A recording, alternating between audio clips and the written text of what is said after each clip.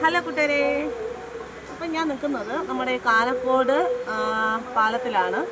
അതായത് ഇക്കരെ വരുന്നത് അരിയങ്കോട് പഞ്ചായത്തും മറു സൈഡ് വരുന്നത് ഒറ്റച്ചിരുമംഗലം പഞ്ചായത്തും. ഇത് നമ്മുടെ ചിറ്റാറ്. ഇതിന് കുറുകെയാണ് നമ്മുടെ ഈ തൊട്ടിപ്പാലം. അപ്പോൾ ഇവിടെ ഇത്തിരി വെള്ളം വിട്ടിട്ടുണ്ട് ഇപ്പോൾ 2 ദിവസമായിട്ട്. അപ്പോൾ ഈ പാലം ഞാൻ ജനിക്കുന്നതിന് മുന്നേ ഉണ്ട് കേട്ടോ. എൻ്റെ ഓർമ്മ വെച്ച കാലം മുതലേ ഈ പാലമുണ്ട്.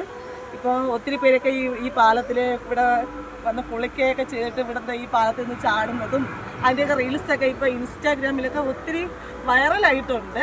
ഒരുപാട് നാട്ടിൽ നിന്നൊക്കെ പിള്ളേരൊക്കെ വന്ന് വെക്കേഷനൊക്കെ വരാറുണ്ട് ഇവിടെ. അപ്പോൾ ഇതുമായി ബന്ധപ്പെട്ടുള്ള ഒരു കുഞ്ഞു വീഡിയോ ആണ് കേട്ടോ. ഇതാണ് നമ്മുടെ പാലത്തിൻ്റെ തുടക്കം. അപ്പോൾ ഇവിടെ ഒരു ഷട്ടറുണ്ട്. ഈ ഷട്ടർ നമ്മളെ ചാനലിലേക്ക് വെള്ളം കൈ ചാനലുണ്ട് കുറച്ച് അപ്പുറത്തായിട്ട്. അപ്പോൾ അവിടത്തേക്കൊക്കെ വെള്ളം ക്രമീകരിക്കുന്നതിനൊക്കെ വേണ്ടിയിട്ടും പിന്നെ വരുന്ന വേസ്റ്റൊക്കെ തടഞ്ഞു നിർത്താൻ വേണ്ടിയിട്ടുള്ള ഷട്ടറാണ്.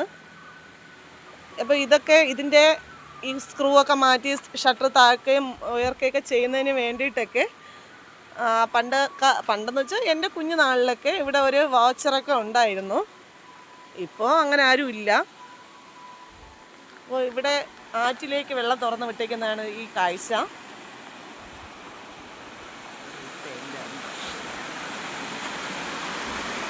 കണ്ടോ, അതിൻ്റെ ഷട്ടർ ഇവിടെയാണുള്ളത്. കുറച്ചേ തുറന്നിട്ടുള്ളൂ. ഇത് എൻ്റെ കുട്ടിക്കാലത്തൊക്കെ ഞങ്ങളിവിടെ ഇറങ്ങി കുളിക്കാറൊക്കെ ഉണ്ടായിരുന്നതാണ്. അതൊക്കെ ഒരു നല്ല ഓർമ്മയാണ്. അത് മാത്രമല്ല, ഈ ചാനലിൽ ഞങ്ങൾ കുഞ്ഞിലെ ഒത്തിരി, ഇപ്പം അവരെല്ലാം വലുതായി, കല്യാണം കഴിഞ്ഞ് മക്കളുമൊക്കെ ആയിട്ടുണ്ട്. അവരും ഈ വീഡിയോസൊക്കെ കാണുമ്പോൾ അവർക്കും ചെറിയ ചെറിയ നൊസ്റ്റാൾജിയൊക്കെ അടിക്കും.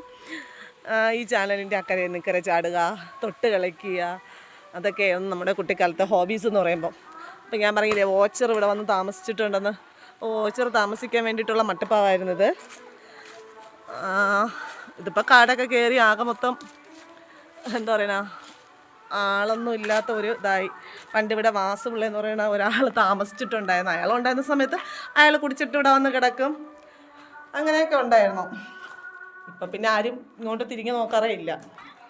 പണ്ടിവിടെ അടുക്കളയും കാര്യങ്ങളൊക്കെ ഉണ്ടായിരുന്നു.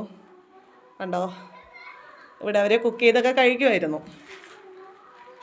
ഇപ്പം എല്ലാം ആകെ മൊത്തം പൊളിഞ്ഞ് ഏത് നിമിഷവും വീഴാവുന്ന ഒരു സ്മാരകമായിട്ട് മാറിയിരിക്കുകയാണ്. ഇതൊന്നും ഇന്നത്തെ തലമുറയ്ക്ക് അത്ര വലിയ പരിചയമുള്ള കാര്യങ്ങളൊന്നും അല്ല. പിന്നെ ഉള്ളത് ഒരു പഞ്ചായത്ത് കിണറുണ്ട് ഇതിനോട് ചേർന്ന് തന്നെ.